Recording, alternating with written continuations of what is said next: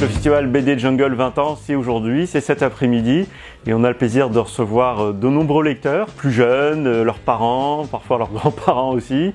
Et on propose beaucoup d'animations pendant ce festival, des battles de dessin, des quiz, des escape games, des ateliers écriture, des ateliers dessin et voilà, donc c'est varié, c'est riche et on est très heureux de proposer ça à nos lecteurs aujourd'hui en compagnie de nos auteurs.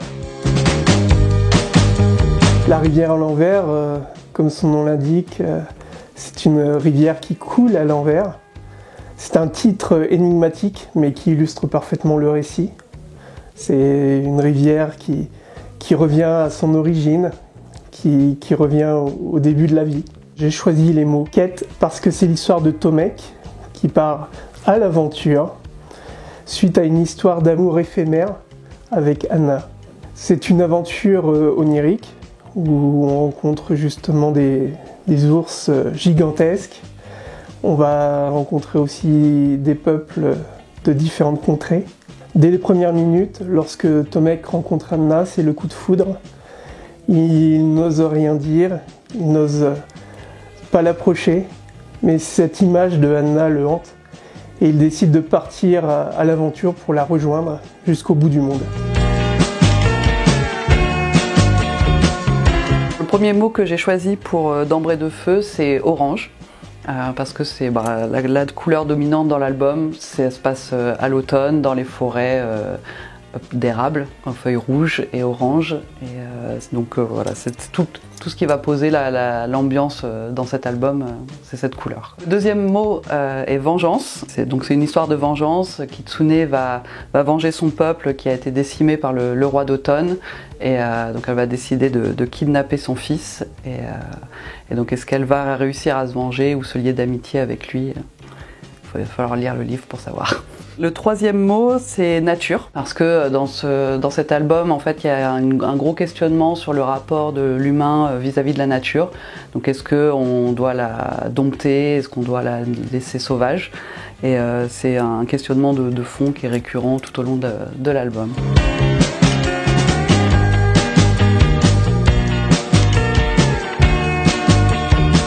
Alors le premier mot pour moi ce serait engagement, parce qu'on parle de la résistance, des enfants qui s'engagent dans la résistance pendant la Seconde Guerre mondiale, donc forcément il faut du courage, les choix pris ont des conséquences qui peuvent être dramatiques. Le deuxième mot, je vais choisir jeunesse, parce que c'est peut-être impensif, mais je pense que l'avenir est dans la jeunesse, l'avenir du monde, l'avenir des sociétés, c'est comme ça que les choses peuvent jouer. Ça rejoint du coup un petit peu le premier mot aussi. Le troisième mot, je vais dire aventure, parce que ça reste quand même de la bande dessinée d'aventure, avec pas mal de rebondissements, des actions un petit peu dangereuses, du suspense, des choses comme ça.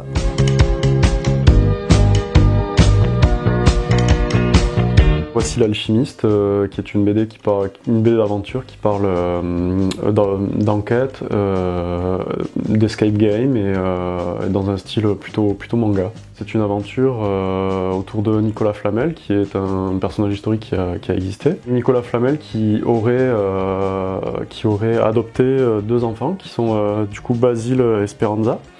Et ils vont partir à travers l'Europe dans des sites assez connus pour résoudre plusieurs énigmes qui doivent leur ouvrir la porte à la pierre philosophale. L'idée, c'est que dans la BD, dans l'Alchimiste, le lecteur puisse participer aux énigmes. Donc il y a un petit côté escape game. Donc le lecteur participe et doit trouver la solution en même temps que nos héros. Manga, ça c'est mes influences personnelles. Donc je fais partie de la génération d'une génération qui a grandi avec le manga. Donc, et c'est un univers qui me touche.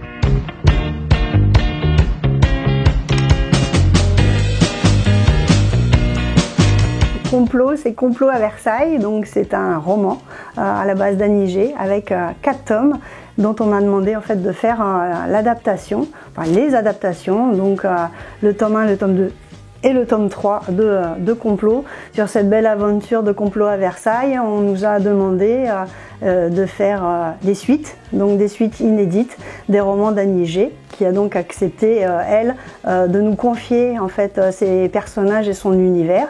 Donc je dis nous, puisque je suis au co-scénario avec Cécile Milla sur les suites des tomes 5, 6, 7, 8. Et on travaille sur encore la suite donc de Complot à Versailles, sur des tomes inédits. Le troisième mot, c'est histoire, puisque c'est une série qui se veut historique, qui se passe sous Louis XIV. Et donc notre héroïne, Cécile Drouet, au début, qui devient Madame de Saint-Béryl, va continuer à vivre plein d'aventures dans le cadre historique de Louis XIV et au château de Versailles. Et pas que d'ailleurs, puisqu'elle s'en va en Martinique sur le tome 7.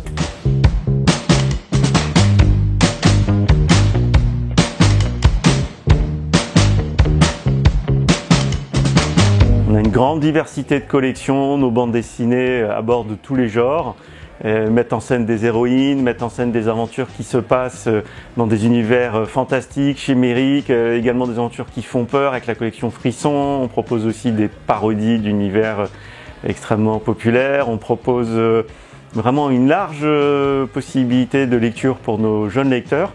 Et c'est vrai que le festival aujourd'hui, c'est l'occasion de montrer cette diversité, cette richesse et d'accueillir tous nos auteurs qui nous font confiance et que nous sommes heureux d'accompagner depuis 20 ans et en particulier depuis 10 ans.